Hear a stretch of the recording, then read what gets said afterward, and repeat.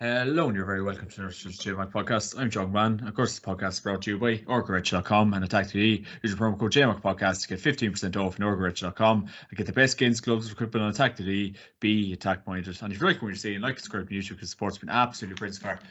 And tonight, I'm joined by tactical sport journalist Daniel Hussey to talk about this weekend's championship action and a bit on last weekend's Tottenham Cup action as well. So, really looking forward to chatting to Dan tonight. Of course, Dan was part of the JMAC podcast pundit member group last week, or last year even. So, it's great to see you again, Dan. You're alive and well. It's good to be back talking about the same old nonsense in the GA. The split seasons, the provincial championships, the Tottenham Cup, and the lack of promotion on it. So the same old stuff. We'll be talking about the same things in 10 years. But I really appreciate having me on, John. Super stuff, man. How's life? How's everything going? You obviously started up a new job a couple of months ago with Matchbook. It looks like it's absolutely flying by all accounts. So you're happy out. Your life's good. Yeah, we do a lot of football previews, horse racing previews, stuff like that, podcasts, that sort of thing. So yeah, it's been busy enough. And then with my own club, they're playing the football. It's first year at intermediate, so we're trying to, push on there in that sense. So we're doing all right in the league, but it's just it's a lot of time, a lot of effort into keeping because we're a kind of small enough club that have been rising. So every year it's just more and more work outside of the trainings, that sort of thing. It's a lot of big commitment. So I can only imagine what the inter-county lads are doing compared to what we're doing. But I have a lot more respect for those county players. Oh yeah, because I'd say I'm doing about a tenth of what they're doing. But yeah, that's going well. And one thing I would say, based not to get too into this, but the club county debate, our football championship starts August the 6th, which is also my birthday. So it's the height of summer. You're playing 3 group games in the middle in August.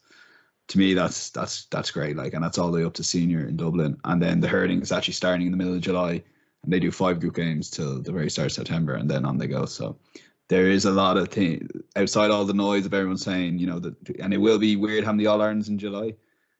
There is a reason they're all doing it. So I think we should give it a bit of a shot, because I have my year planned out, and there'll be a lot more time at the end of the year to go away and stuff like that. So yeah, it'll be interesting how it all plays out.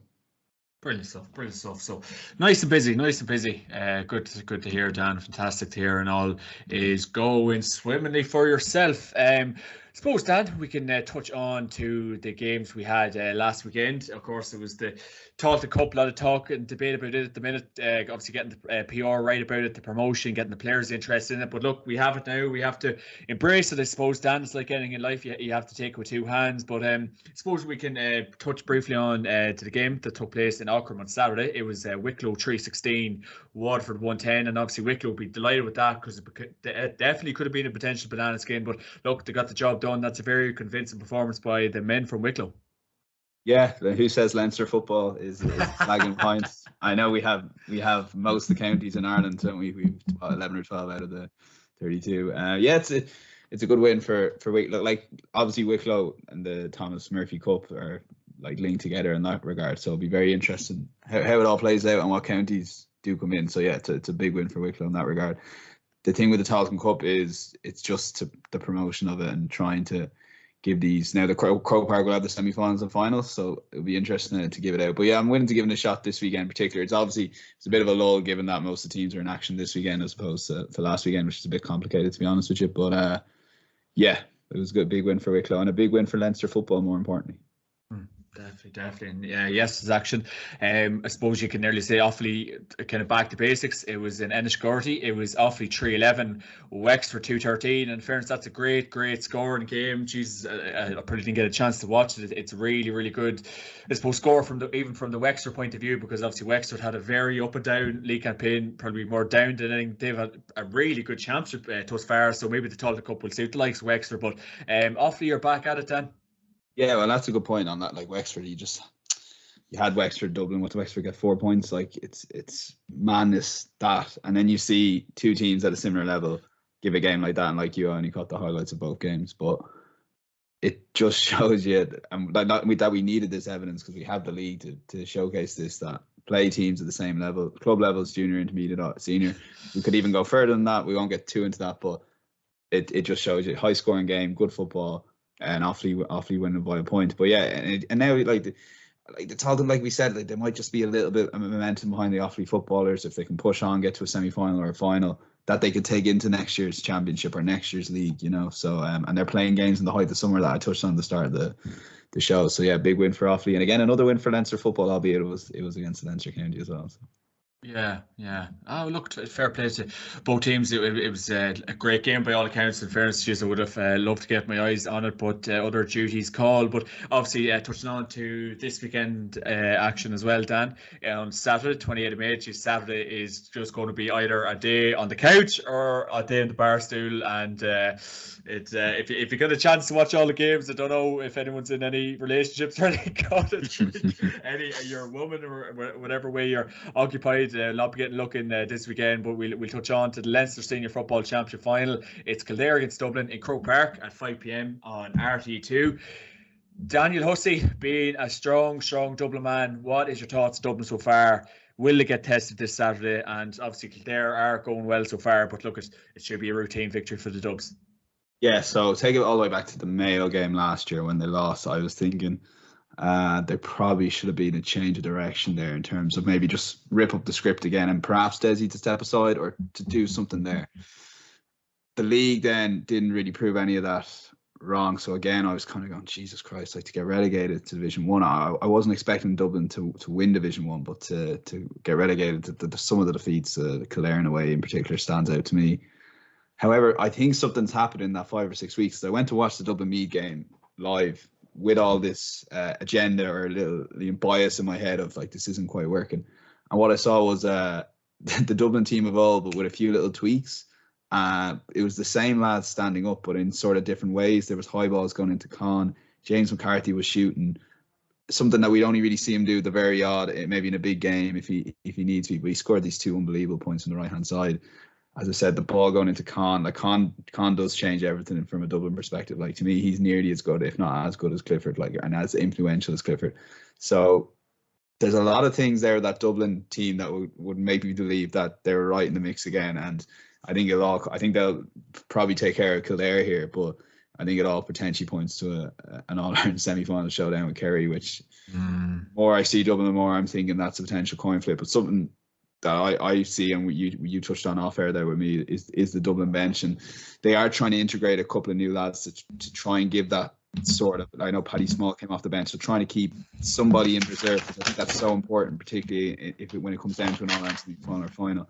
Probably won't be important against Kildare, but it'll be very interesting what Desi does in terms of bringing subs and that sort of thing. So, but after, I know Meath are atrocious, but when you're there, you have a more appreciation of how well Dublin played, and that first half performance was unbelievable. Like I think 117 to 5 points at halftime, like amazing scoring. And yes, Meath stood off, and Meath were terrible. They were actually, that's another conversation entirely. But I firmly believe this Dublin team have now found that way of playing. And in fairness, during the league, they were trying to kick it along.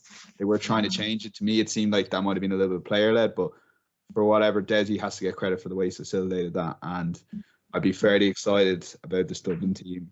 And maybe it is 1 or 2 more swan songs before someone like James McCarthy steps aside and stuff like that. But yeah, in terms of the game on Saturday, against Kildare, I'd love to see Kildare put it up to Dublin, but to me it points to another comfortable Dublin victory, and not as comfortable as Meath, but comfortable enough in the end.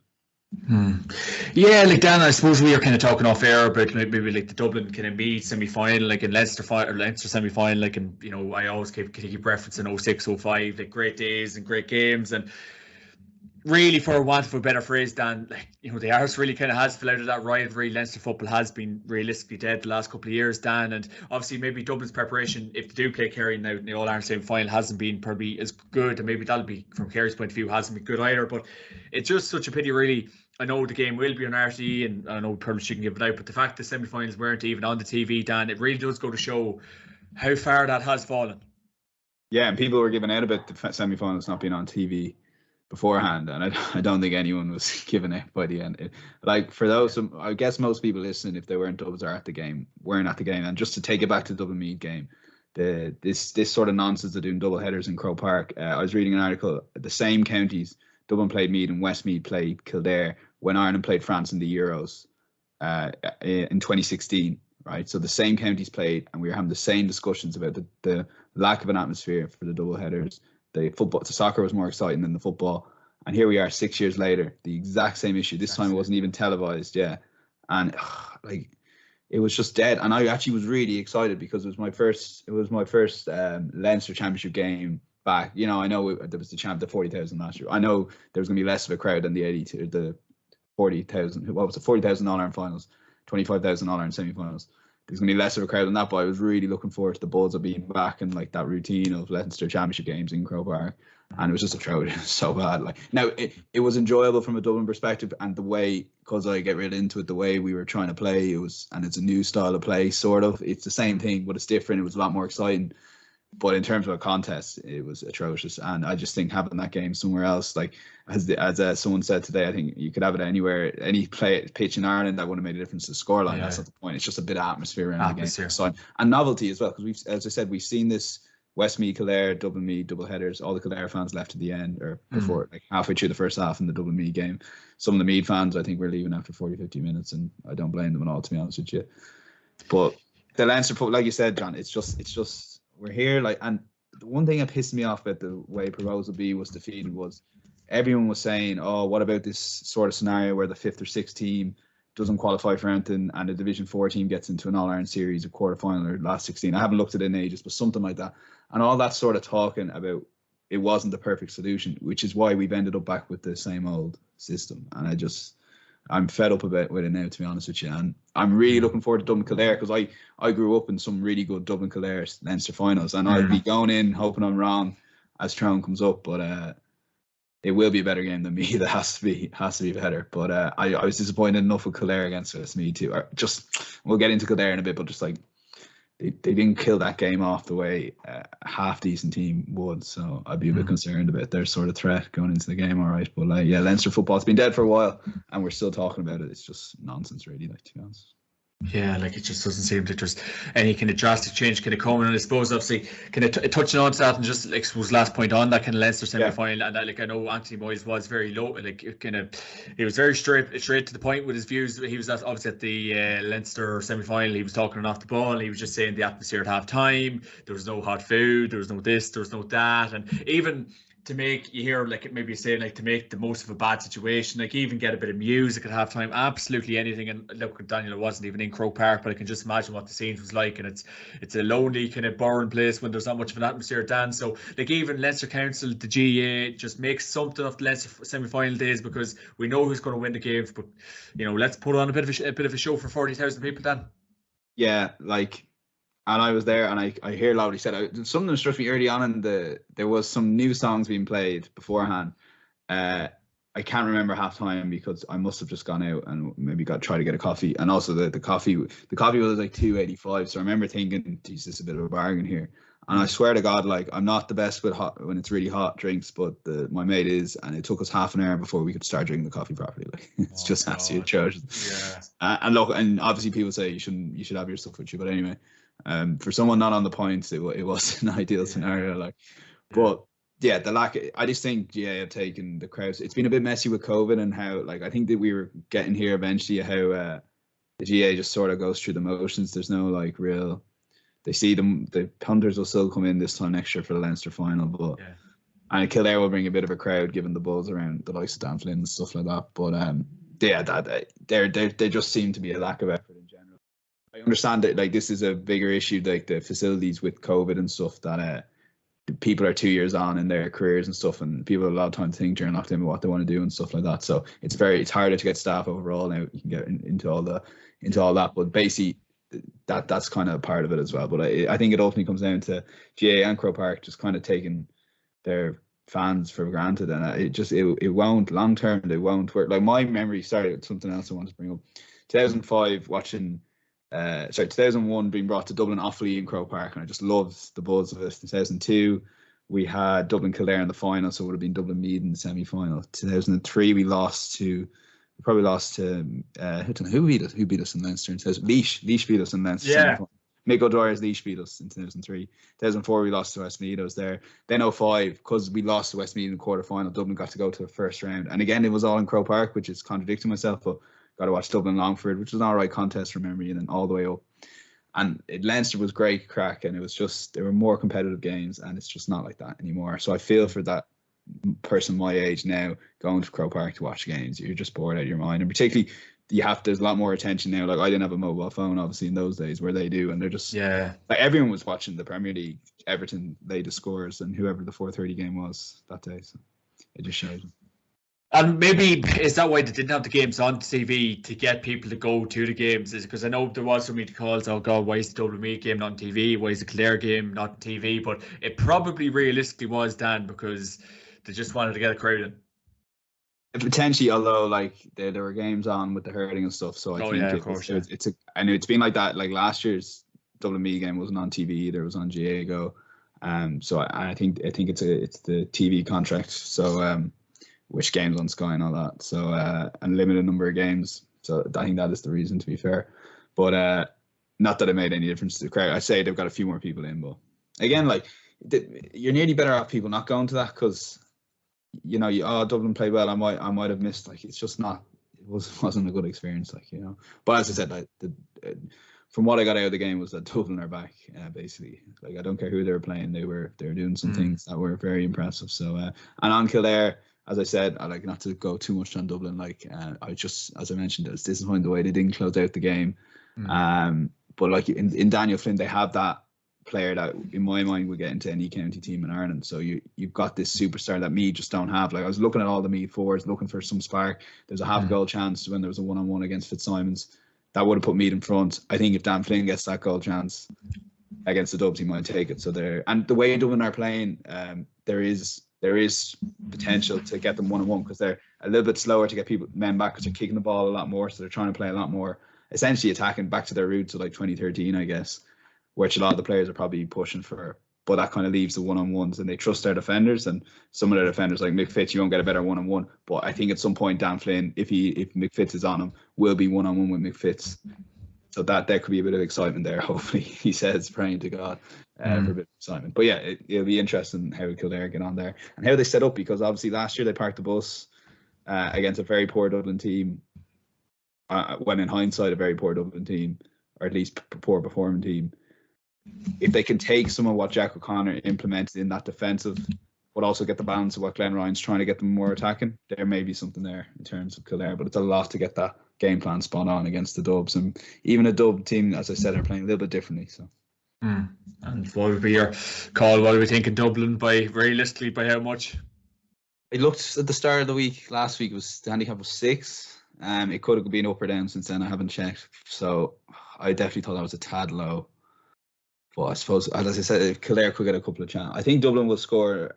Yeah, I think someone will score a lot. So Kildare will have to score a lot to stay with them. So maybe Dublin by 7, I think, would be my prediction. But which sounds like a close game these days for the Dubs, but it'd be one of those games to be in and around.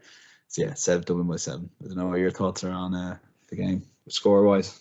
Yeah, look, to be fair, it's probably it's probably just by how much, really. Like, I think Kildare, I was talking to lads earlier on, I think Kildare will put up a good test, but look, I just can't. It's like anything else. We're seeing this the last 10 plus years, and these games always just fizzle out, and Dublin get a couple of goals in the first couple of minutes and then game over. Kildare will probably give them a bit of it, but like, as well as Kildare are moving, Jimmy Hyland, Daniel Flynn, bits and pieces at the minute, but no, I think Dublin probably, I wouldn't say at their ease, but they will win, and you're probably right, 7-8 points. But yeah, just could be another dowered in HQ by all accounts. And moving on to the Munster Senior Football Championship final, you've Kerry against Limerick in Fitzgerald Stadium at 3 p.m, and that's an RT2. So, oh man, well, I suppose I wouldn't say another tasty game, because we know who's going to win it. But Daniel Hussey, have you been impressed by the Kingdom thus far? Yeah, but I'm always impressed by the Kingdom. I've been impressed. They've been my picks for the All-Ireland. I kind of said they'd had a good chance in 19. They'd win it in 20. They'd win it in 21. And the way they not only fell on their face with the 5 in a row at their mercy by not being able to hold on to the ball in the halfway line. I'm sounding a bit like Joe Barry. I'm only being facetious, but that, like, in 2020 losing to Cork was an outrage, disgrace. How they, in a knockout football game, you do not lose the game. You don't lose the game. That's the whole point. They got into an absolute mess. And then last year, obviously Tyrone did them, which even up into the game, I still thought Kerry were the team. to beat there, and it would have been Kerry Mayo finally. You'd probably fancy Kerry there, given the performance Mayo ultimately put in. So this year, the Jack O'Connor appointment, I wasn't overly keen on it, given that like he's been around a long time. There's a bit of old school in him. However, they were obviously impressive in the league, and you've seen the league form hasn't really, to a point, not fizzled. It has with some teams, but it hasn't with others. Like Armagh have been poor. Dublin have responded very well. So, and they against Cork, like Cork put it up to them, and it was a real raucous atmosphere. And I think Cork, I think Kieran Whelan made this point, Cork did what exactly Meath should have done in Croke Park. But to be fair to Meath, like Cork had Parky Rinn, Meath didn't have Navan because they didn't appeal it, and they went with Croke Park. So it was a tough game in that sense, but I wasn't overly impressed with Kerry. Like obviously that last 20 minutes, they were, put on the scoreline, and they ended up winning by the 12 points that most people predicted they would. It was just probably a little bit less impressive than it could have been. But as I said, there's a lot of factors in there, and that Kerry rivalry you can never underestimate. So Kerry, to me, as I said, I'd be very I expect them to get to that Ireland semi-final against the Dubs, and we touched on this again off air that I think their bench, they've got more, and they've been building this squad for a while, to be fair to them. Like in that 19 final, Dublin had the subs in the end, and I think if they get to a 22 semi-final, I think Kerry will have the subs that make the difference. So I think it'll be interesting in terms of the few positions. They've just got so many options. Like I know Sean O'Shea, it was mainly because he was... They ran out of subs, but I even saw him inside with 2 or 3 minutes to go against Cork going, geez, I like Sean O'Shea in there now. I don't know what it is. So there is a few things you can move around that Kerry forward line, and they're so exciting to watch. And I do think Jack O'Connor has instilled this more defensive approach, but also trying to get that balance. So like I mentioned, Glenn Ryan's trying to do the opposite. And I think it's almost easier for Jack O'Connor because Kerry have the forwards. No matter what style of play, you feel like Kerry will always have the forwards, and they do now. They probably have as good a forward line as they've had since their All-Ireland wins, even pre-2014, going all the way back to 2009. So I think Jack O'Connor could be the man that gets that balance right against a Dublin team. Looking forward to the future. Against Limerick, I do obviously expect Kerry to get the job done here. And I'm also a bit anxious about what sort of crowd will turn up, given I think I saw someone there €40 for the provincial final tickets. Separate issue by itself, yeah. Yeah, and I thought Dublin Kildare 35 is it probably 30 for me would be fair. Look, well, no one get too into it. Yeah. 40 quid for Kerry Limerick though is bleak enough, I think. And it's on TV too, Dan. That'll take the crowd away 100%. In fairness, they've moved these provincial finals because of the Champions League. Now, obviously, they've ended up having the Dublin match clashing with Leinster in a Champions Cup final, which is probably better than a Champions League, but it's not ideal. Yeah. It's never ideal, and it's again probably the calendar being brought forward isn't too ideal either, unfortunately. But yeah, Kerry Limerick, 3 o'clock on a Saturday. A lot of people work Saturdays and stuff. I'd be a bit nervous about the sort of crowd that turns up there. Limerick, sorry.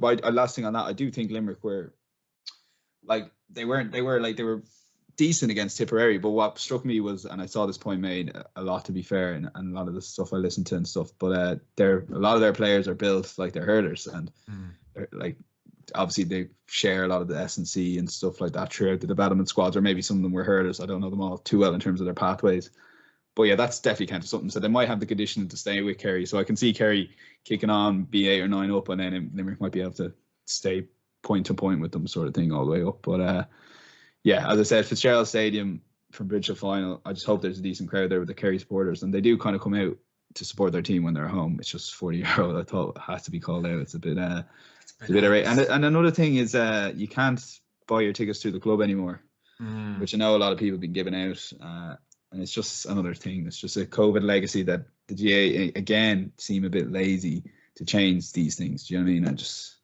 they're a professional organisation in terms of the people at top are getting paid to do a full-time job, so I think that's pretty shocking as well. But back to the game, I do think Kerry, I have been overall impressed with Kerry, and Jack O'Connor could be the man. Yeah, but that's an absolute, because I wasn't actually looking at it, so I wouldn't be going to the game anyway, but €40 for the Munster final, that is absolutely bonkers. And the fact that, again, it's on RT2, as you said, people could be working, you could be at anything on Saturday. So I think it was Daniel Goulding was saying last week, the fact it's on a Saturday is scratching a lot of heads. Billy Lee, Limerick, Dan, in fairness, he's done an absolutely sensational job there. No matter what the result is Saturday, he is absolutely fine with the Limerick lads. He deserves huge credit. Yeah, and even Kevin McStay making the point when they get up to Division 2, they'll be playing the Dubs next year. I Oh, thought that yeah, was true great. enough. Yeah. Yeah, I thought it was a great point. I went, when will they be playing? Oh, they are playing the Dubs. And as a Dublin fan, sort of looking forward to maybe an away day or two, a novelty away day. But yeah, like you talk about the perfect year, and again, in fairness to the Sunday game, they covered this well after their win against Tip because they get plenty of flack, so I'm well able to call them out.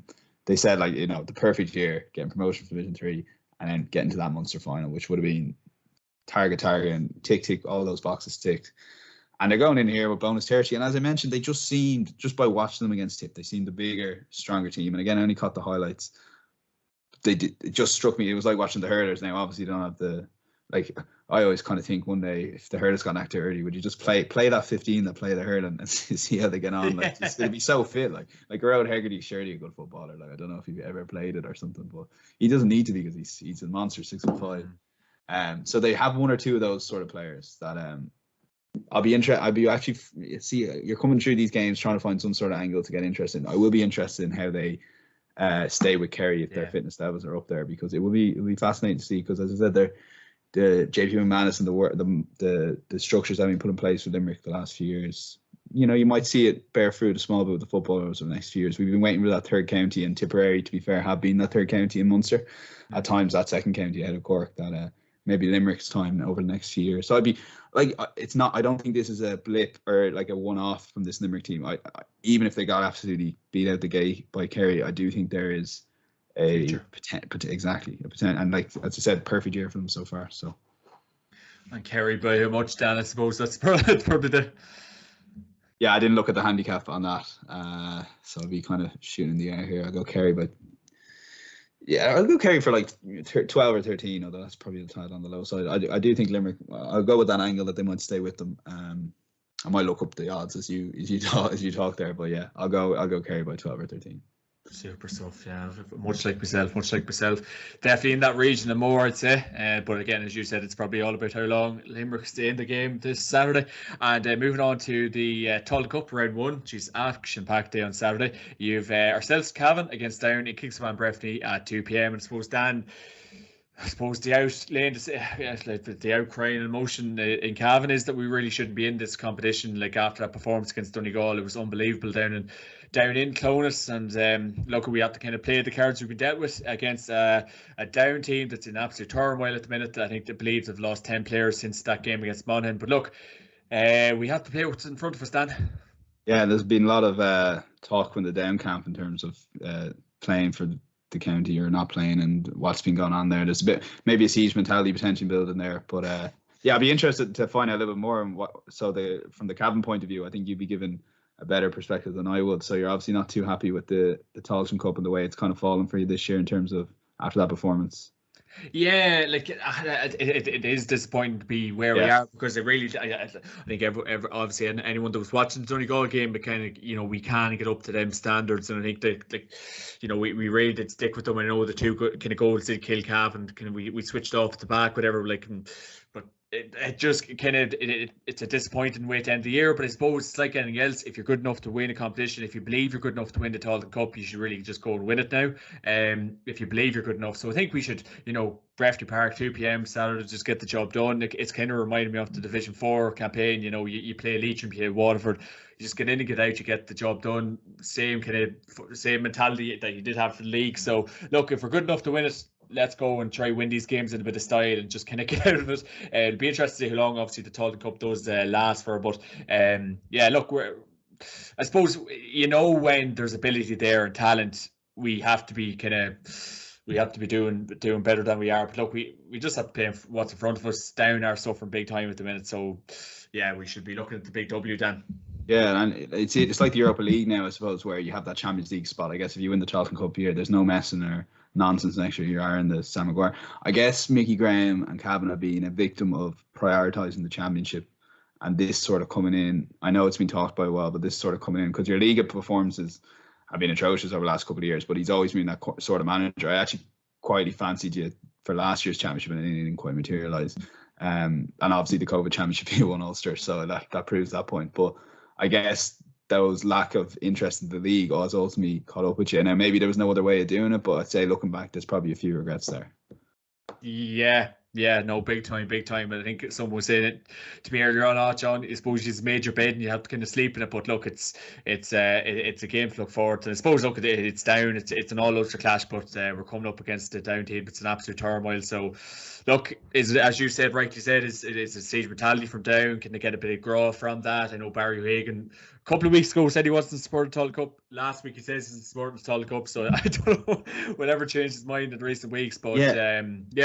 No, I was reading a few quotes. Oh, I can't remember who the player was now, and they were just saying, "No, I know a lot of people have been talking about this management, but we're fairly happy with where we are, and we're going to give this Tolton Cup a real go." Maybe it was, I can't remember, but the point I remember reading, going, "Oh, I don't know, there might be something in that," and they've been getting battered for the last few weeks, with a few kind of quotes about the camp and stuff like that. So actually, yeah, let's build this game up a little bit. I think I'd really like, again, just purely on those sort of angles, I do think it'd be interesting what sort of down team. You'll know after 10 minutes if down or for or not, but they're one of those teams, I think, in general. They've always been a bit streaky down through the years, I think. But yeah, you'd ultimately expect Cavan to come through. But I don't know, I give down a squeak now. And again, even some of the talk about you're coming out with now, I'm sure there are a lot of Cavan lads on the panel there that feel they're a little bit better than the Talton Cup. I know my own experience playing club football. When you think you're better than the team, you get knocked down to earth fairly quickly. So yeah. No, it kind of reminds me last year. Obviously, Wicklow beating us last year to relegate us to Division 4. So it's kind of like you kind of have to have a good attitude for these games. And I believe Cavan have a full deck of cards. No lads have gone to America travelling, so I believe we have a full deck of cards. So look, we will see on Saturday in Kingspan Breffni at 2 p.m. And moving on to Leitrim and Antrim Carrick Shannon 2 p.m. The game will be live on GA Go. So there you go. That'll be live for all the Antrim and Leitrim fans to get their eyes into. Obviously, Antrim after getting a good beating by us in the championship, and then Leitrim on the back getting a good beating by Galway in the championship. So look at Dan. It wasn't easy for the pair of them, but look, Carrick and Shannon 2 p.m. These two teams are going against each other. Yeah, it's just as you said, Diego. I looked at the fixture scene. I was going to ask you, were they all on Diego? So it's obviously just the Leitrim Antrim game on Saturday on GA. Yeah. I don't really know why they're not all on Diego or why Cavan Down's not on Diego. That's the big game, isn't it? But anyway, people to go probably, I'd imagine. Well, yeah, but but Leitrim, like, obviously victim of another hammering in the provincials. So yeah, I think if you're like Leitrim start here and you got that draw in Connacht, that you're looking at the Talton Cup potentially. Like, it's hard to read a lot into these games. Like, what managers are like, right, we're really going to put a focus on this, and like obviously everyone will after they get knocked out. But who's sort of looking, like the prime example just is on Westmeath when they lost to Kildare, they're already talking about the Talton Cup, and we've heard other quotes. So yeah, it'll be interesting. Like, it's hard to call this one, and like obviously, like you said, Antrim going out in Ulster, Leitrim going out as well.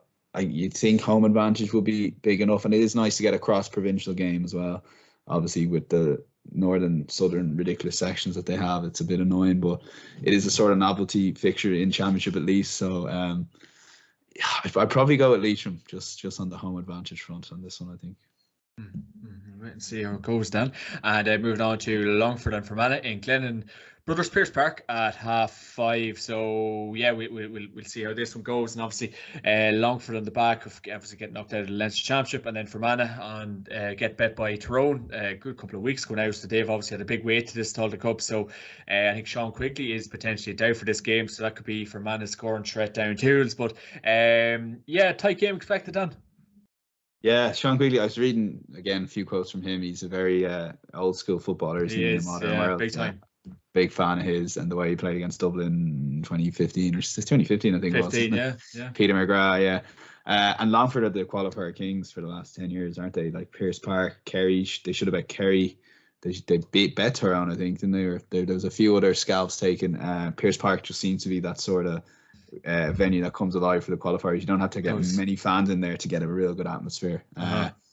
And the Doves obviously played there before in 2006, I think, away when they just built the stand. So I'm going to go again on the home advantage front here with Longford. I think that sort of they're used. A lot of those players are used to getting up for qualifier games after Leinster disappointments, and this isn't too different. Like Fermanagh are a team that you would normally draw on a qualifying. Yeah. Fermanagh have done well in qualifiers before and not in others. You mentioned that long wait. That could be a small factor. It is very hard for a team to have such a long wait and then to get up for a Talton Cup again, a new competition. So I'm going to go for a marginal home win here again. So for Longford over Fermanagh. There we go. There we go. And moving on to Sligo against London in Markfitts Park at 6 p.m. And obviously, Sligo will be mad to kind of make a big impression this weekend. And obviously, London obviously had a very good league campaign as well. So, probably a tight game expected. These teams are getting very familiar with each other. So, we wait and see Sligo London then. Yeah, this is a game that annoyed me. Like this should look like it should have been an open draw, and London could get Longford or home to Longford or away to Longford. Saying all that, like you've got to be impressed enough with London and some of the results they put up this year in general. So I'd like to go for them here and see, can they kind of keep that momentum going. It'd be great to see, like, obviously everyone remembers London's run in Connacht a few years back, losing to Mayo in the final, O'Shea's hat-trick and all that.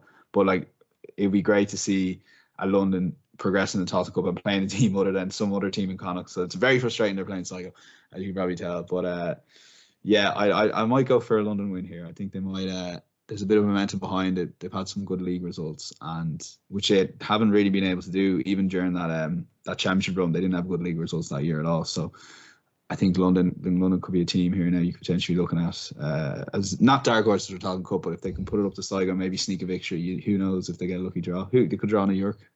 They could. Jeez, that would be brilliant. And obviously, New York got a straight pass to the quarterfinal. I think there was thoughts on that, John? A few. Who's the GA president? Where is he from?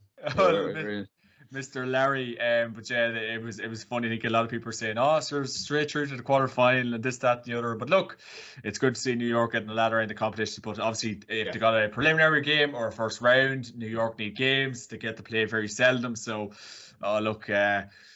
Oh God, we'll talk about more about the GA because we don't want our blood pressure rising on a Monday, Dan. It's already high enough as it is. We'll leave it at that. And obviously, Dan, moving on to Sunday's action. Oh, here we go. In the Connacht Senior Football Championship final, it's Roscommon against Galway in Pearse Stadium at 1:45, and it's going to be live on RTE2 after a great day of action on Saturday. Dan, this is going to be a mouth-watering game. You have a Roscommon team after last year's disappointment. Obviously, Anthony Cunningham will be mad to get a win here. Park Joyce's Galway.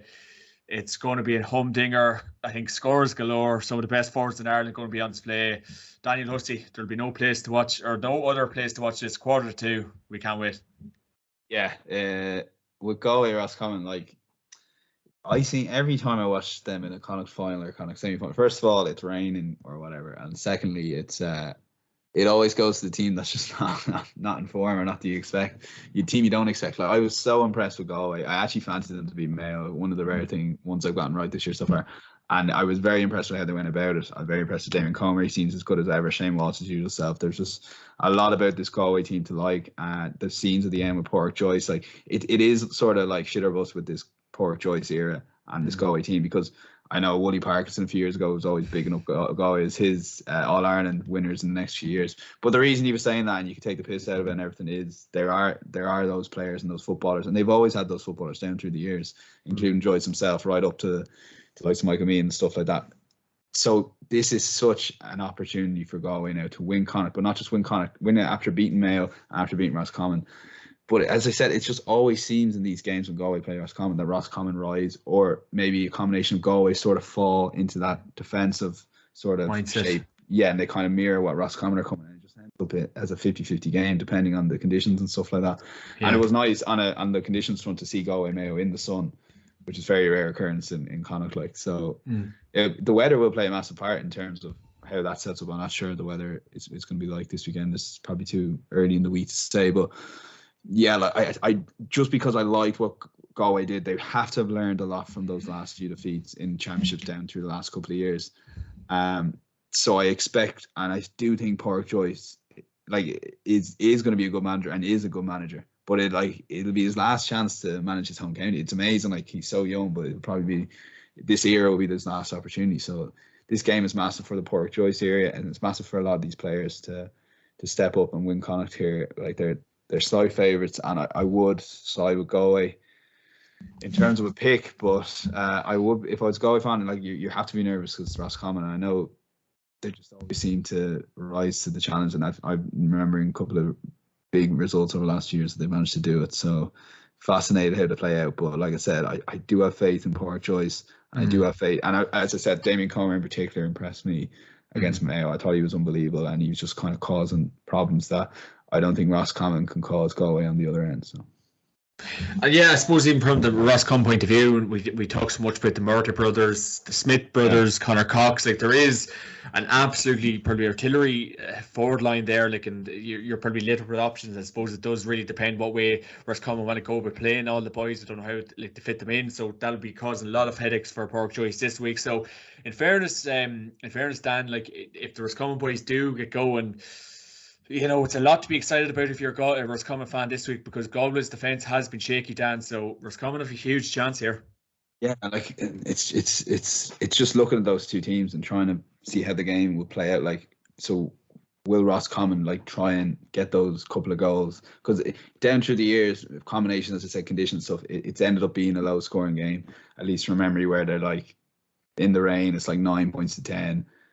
I think it's that sort of game. I think Roscommon, given the McStay year and all the other years that they've managed to... It's 100% rain for this game. You can nearly hang your hat on that. Like. Exactly. Well, if you guarantee me rain, then I'm like, oh, I'd have them a lot closer. Like, and obviously, like, Galway are well used to rain. I don't know why I feel like I just feel like Roscommon, they always raise their game, and they're so used to that.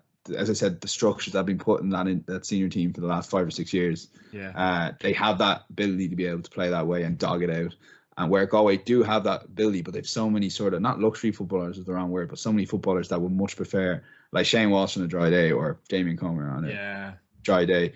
So it's and in Roscommon, like you said, they do have the scores to like that. Like they're not like, I'm painting them as this like horrible to watch defensive team. They've had to do that in certain games in the rain against teams that probably have better, quote unquote, better players, but the likes of Conor Cox are well able to put the ball over the bar for them over the last few years, which is why they've had that Connacht title, which is why they've been able to compete with Galway and Mayo, which has been brilliant, and which is why they could still compete with them on Sunday.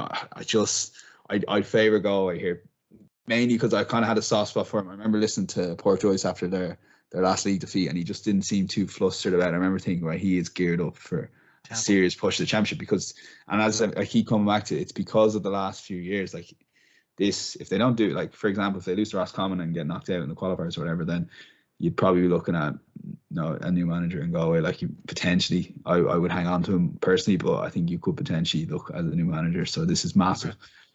But I think they'll come through, and I think Galway could be ones to watch this year. So even though I'm saying they're one to watch, they will struggle in this game, but I think they'll have enough. And I expect, as I said, Damien Comer will have a big say in it, I think.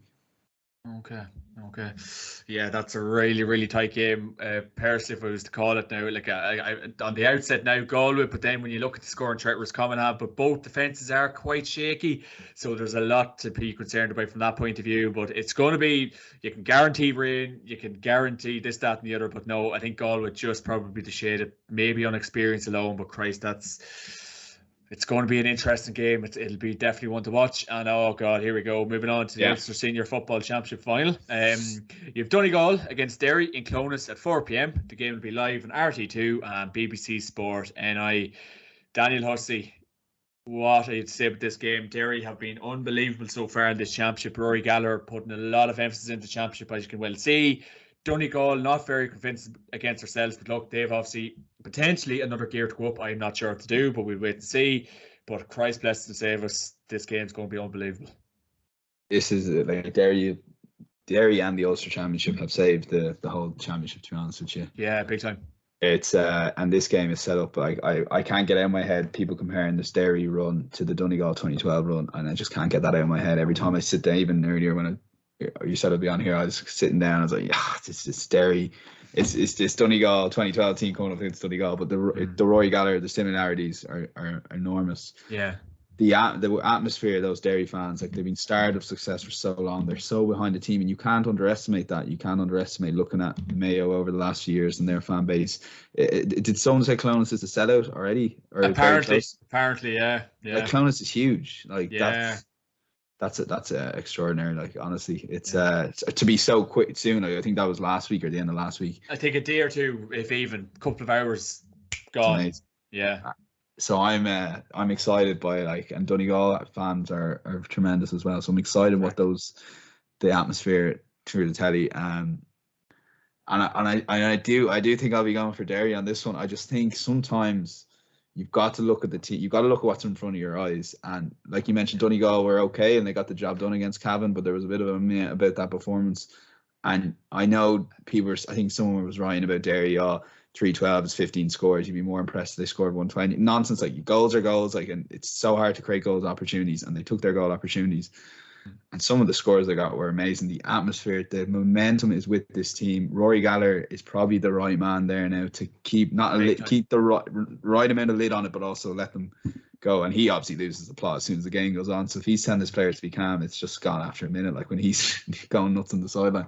But I just think there's so much momentum. I think they're this year's team, and I see they're slight underdogs here. I would probably have it a coin flip, if not ever so slightly, to Derry. So with Donegal, like, they're a tough team to get right. They've always seemed to, since the 12 win, they got to the 14 final, and they've always seemed to come up against a Dublin and just not being good enough, or come up against a Tyrone and just not being good enough on the big day. And they're still heavily reliant on the usual players, even 5 years down the line. We're still here relying on Michael Murphy and Paddy McGreevy and Ryan McHugh. So yeah, I'm going for Derry in this one. I really think they're this year's team, and I just think that red and white sea that will descend on Clonus will now it could be one of those games. Like, again, it's going to be extra time, isn't it? I think so. This year in particular. So I don't know what you make of the game. Well, I'm very excited. Yeah, like, I suppose, as you're kind of saying there, it kind of feels like this Donegal era. It feels like Derry's rising and Donegal seem to be kind of going down that way. And I know obviously Rory Gallagher was involved in the last couple of years with Donegal when he was with Jim McGuinness, but it really does feel like it's the changing of the guard. It feels like this Derry team probably is on the same trajectory as that Donegal team in 2012, 2013, 14. So it's a lot to be excited about if you're a Derry fan. You know, a lot of their players are still in their early 20s. Conor Glass, Shane McGuigan are just unbelievable footballers. And I think Derry, just even against Monaghan, it was so workmanlike. It was a terrific performance. Even the game before that, the Tyrone game, that absolutely dictated Tyrone, and we know the power of Tyrone in the championship. So just when you contrast that to Donegal's point of view, I think Donegal are just... Against us, I was not impressed by them. I'm not just saying that because I'm obviously from Cavan. I think the goals they got were very fortuitous. General play wasn't fantastic. I think it was very slow and methodical, really. And as you rightly said, the fact that they're still relying on Michael Murphy for the last 10 plus years at this stage, Dan, I think Paddy McGreevy seems to be, I know he has glimpses, but in Ulster final, you need to, more than glimpses, you need to be 50, 60 minutes. At it, really. I just don't think that'll be enough. I think Derry are fresh, and I really think it's two sides of the coin. I think Derry's going up that way and Donegal's going down that way. It's intriguing stuff, Dan. Yeah, I've been very impressed with Derry's defence, but just everything about them, the technical, the hands in, the way the cornerbacks mark. There's been some great clips after games of like the end-to-end camera, and you could see the time mark. It's just so Rory Gallagher, but they've added that, being able to hit them on the break, and some of the scores, as I said, they got. It's amazing. Yeah, it's set up so well that like you said, it's just Derry are coming here, and Donegal have played at such a level, and they are coming down a small bit. I wouldn't say they're going that way. Like, I'm not saying Derry are going to obliterate him or anything, but I just think sometimes people like the way traders price up these sort of games. They look, the main thing they focus on is the 15 players versus the 15 players. That's where their starting point every game. They go, who's a better 15 on paper, and you'd go with Donegal every day of the week right now. But I just think that the way this Derry team are playing as a team, I just think it's better than Donegal at the moment. And the only question mark is they haven't been in this situation or played against these teams. Like, they've beaten two Division 1 teams, Tyrone, Monaghan, and they'll have to beat Donegal to win it. Yeah. You're relying on those two experiences alone for them, really, in a championship match. But like, I do remember thinking when Derry got knocked out last year that Roy Gallagher will have a long, long time with those players, and I think it's all being geared up to an Ulster final. Yeah. Do I think Derry will go beyond that? No, I think the party will be too much in Clonus when they win in the Ulster. They win Ulster, and good luck to them. Good luck to them. It's so hard to reset after Target, but their focus, I'd say, all year, I'm only reading between the lines, was we're going to win the Ulster next year. We can leave All Ireland talk and all that for another year, because, like you said, it's a young team there, and you look at Donegal, the way they kind of slowly built themselves up by winning Ulster, and the following year win the All Ireland. So I don't know. The parallels are so between that 12 Donegal team, and I know it's a harder championship to win outside of Ulster, which is why I don't think they'll kick on as much. But I think it's Derry's time, and I think that I can't get out of my head the red and white noise that's going to be there in Clones. But it's great, and it's great having the novelty of another county that we haven't seen against Donegal. Where it's not another Donegal Tyrone game or big time Monaghan or Tyrone Monaghan, which are all, I enjoy the games, but they're not the best spectacle. And this might not be the best spectacle in the world, but it'll be exciting because of the storyline behind the match. I can really just see a very another in fairness, if they can obviously get the level of high standards in their last two games, if Derry can get that performance like this Sunday against Donegal, I really feel they will go far. I can just see them probably having a plan for Michael Murphy, Rory Gallagher, know him inside out, the runners, Michael Langan, McFadden, and Ryan McHugh. I know there's a few fires to put out, but I really do feel, as you've rightly said, it probably is Derry's time. It's a competitive performance like they have done for the last two games. I really think they can't get over the line. I keep saying I haven't been impressed with Donegal so far this year at all, really. And I really think Derry's going up that way. And I said a couple of minutes ago, Donegal's going down. But last point on that. Last point on that is just all those Donegal names you mentioned where lads have been there, like we've touched on already, been there so long that at some point that's got to get, and they've also got that amount of footage and they know what works against Michael Murphy and what doesn't. I know it's easier said than done, obviously, but yeah, some of those matchups will be fascinating, and where Derry go about, like you said, that Michael Murphy plan in particular is obviously most of the game plan, really, isn't it, when you're playing Donegal? Neck in the line, Dan, because look, it is going to be a tight game, no make no doubt about it. Donegal in Ulster finals over the years have been unbelievably good. They can change their fortune around at a very poor semi-final against us. They really still feel. But look, what do we think, big man? The extra time rules. I'm like, from memory, the provincial finals can't be decided on I don't know. I think it's extra time. I know it's been changed this year, but anyway, I think it'll be either Derry by one. It'll be Derry by one, but it could be full time. It could also be after extra time. But I think Derry will get the job done. Yeah, I think Derry in full time. I think Derry not to win convincingly, but I think to have a steady performance like the last two games, and I think to not blow Donegal out of the water, but I don't think Donegal will match their intensity, and I think Derry just are coming. And I'm hearing 4-hour trainings at the weekend on a Sunday with Rory Gallagher, so he's just he's a madman. But there we go. It's going to be a great game.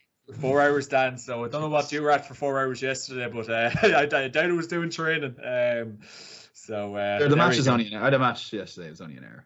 Oh my God, I know. But Dan, look, it's saving the championship. We're really looking forward to that game this weekend. And briefly touching on to the Tailteann Cup round one games on Sunday as well. You have Carlow against Tipperary in Netwatch Cullen Park at 2 p.m. Dan. Yeah, sorry, I was looking at the fixtures there. No problemo. So sorry, what was that? What game you said there? Sorry. Carlow and Tipperary.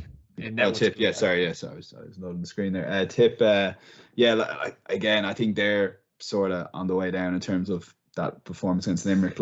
I was bigging up Limerick and their performance, but Tip, for a team that, similar to yourselves, won the Munster sort of against the odds in 2020. It's just sort of been a slide down, and it's very hard when you've won a Munster title again, like Cavan 2 years ago, to go into a Tailteann Cup that you think ultimately you're sort of better at, and I do think that could potentially catch them out against Carlow. So I don't know, I could see Carlow putting up a fight, all right, and again that home advantage, Tip going away to Dr. Cullen Park in a competition they think they're better at. I think these Tailteann Cup games are so hard to call. You're kind of looking at sort of storylines from them a lot, but I'd say Carlow could potentially cause an upset there. There we go. That's a shout of the weekend there. There's a couple I've tipped up London there as well. Yeah, just a few points to make. A few Milky Bars to be made. Laois and Westmeath in MW Higher O'Moore Park. Yes. MW Higher O'Moore Park at 2 p.m.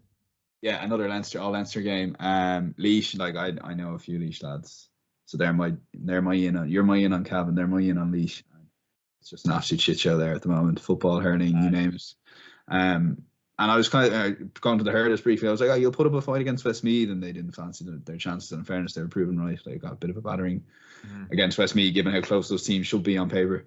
And going to this game, like Laois, I don't know. I was impressed with the way Westmeath were sort of focused straight away in the Tailteann Cup, like I mentioned. I know they're going away to O'Moore Park, but I know it's an all Leinster game, and these teams down the years have been kind of close enough match. But I do really, I expect a Westmeath win here. I really think they'll be too strong for Laois. And I think they'll be a team to watch for Tottenham Cup, because I think they'll be really giving it a good go, which isn't a guarantee on every team. Even if they're saying, they'll say all the right things, but it's one thing saying it the way they were saying that after that defeat to Kildare. And in fairness, like they were very defensive against Kildare, but I think there's enough of a structure defensive system in place that they'll take care of Laois there this weekend. So there we go. I'd put Westmeath as one of the favourites, along with ourselves, probably to win the competition out. But we'll see what way they're fixed this weekend, because they can blow hot and cold. And in the last game of the weekend, you have Offaly against Wicklow in O'Connor Park, 2 p.m. Dan, can the men from Offaly follow up with another win at home against Wicklow? Yes, I think Offaly will. The home advantage factor. They had a great win over Wexford. Like you can't buy 1 point wins. You just can't. Like there be more to you than 8 or 9 point wins. And yeah, I just think the gulf between these teams is too big. That I think Wicklow will give as good as they can. They'll be obviously really focused on Tailteann Cup after their win last week. But for me, I'd expect Offaly to come through here, to be honest with you. So I know it was exciting, tipping a lot of underdogs early, but Westmeath and Offaly to finish us off there on the Tailteann Cup.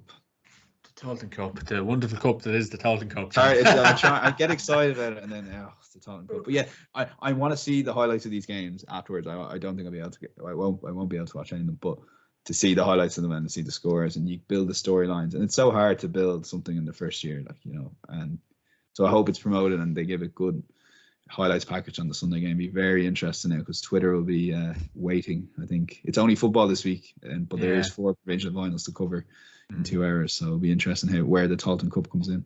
And that I'm thinking out loud here to start at the week, essentially start the Tailteann Cup this weekend when there's 4 provincial finals. I know it'll always be clashing with something, but it's just I don't. It's messy. No, because it's unfortunate, because obviously Cavan in the semi-final against Donegal, we probably had the game in the grip of our hands, and now we're playing down in Breffni Park on Saturday in a Tailteann Cup game, and you could be heading to Clones on Sunday instead. So look, Dan, it's a bit of a kick in the teeth, as the man says. Yeah, and the last thing, it's like we touched on it a little bit, but the northern southern section thing, it's been done to that on Twitter, but it doesn't even point out that's such a nonsense, this petrol expenses thing. You're basically saying, even if it's not a nonsense, you're saying this competition isn't worth paying full expenses. Nonsense stuff.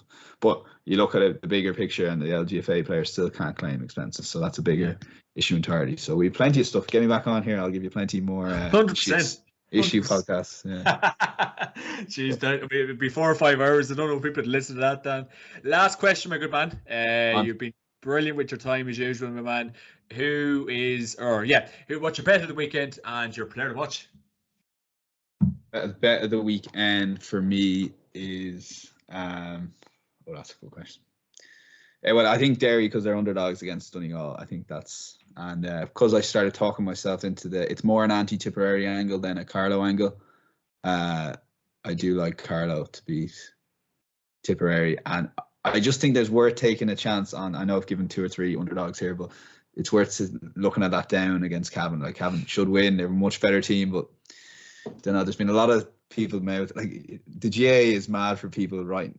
These lads are writing us off. They can see the team talk now, but the one is Derry to be Donegal, and then player to watch. I'll go for the Dublin Kildare game, and it's like an obvious shout, not from Dublin, but it's Dan Flynn, and not it's the obvious thing to say, but I do think he's going to score a goal. I think he's going to get about 2 1-on-1 chances in the first half, and he's going to take one of them. So obvious in the sense it's Kildare's best player, but I just look out for those 1-on-1, because that did strike me early on that they got in once and they had a couple of kick passes that they weren't good enough, that I think Kildare will take advantage of, hopefully, and give us a bit of a game. What am I watering? I don't know how we're going to keep up with it all. My predictions would be, well, I suppose we go with one game. I think Derry will put one over Donegal, so that's probably my bet of the weekend. And player to watch, I'll go Shane McGuigan, maybe to light up Clonus this Sunday. But look, there's so much action, so much to look forward to. But Daniel Hussey, thanks a million for joining me this week. And of course, this podcast is brought to you by Orgarich.com and Atak.ie. Use promo code JMAC Podcast to get 15% off on Orgarich.com and get the best skins, gloves, equipment on Atak.ie. Be attack minded. And if you like what you're seeing, like, subscribe on YouTube, because sport's been absolutely brilliant so far. Daniel, thank you very much. Thank you.